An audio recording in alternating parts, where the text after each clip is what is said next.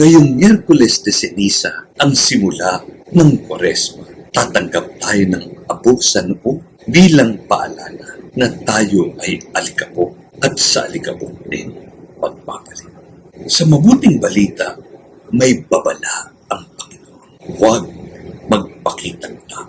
Madaling magdasal, mag-ayuno at maglimos kapag ka may nakakakita. Ngunit ang tunay na diwa ng Ash Wednesday ay hindi sa panlabas na marka, kundi sa panloob na pagbabago.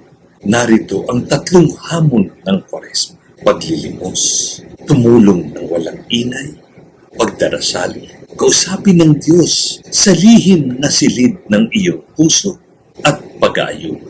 Iwasan ang luho o bisyo ng may ngiti, hindi para kaawaan. Ang ating debosyon ay hindi performance para sa tao, kundi isang pagbabalik sa Ama. Hinahanap ng Diyos ang pusong mapagpakumbaba, hindi ang mukhang nagbabanal-banana.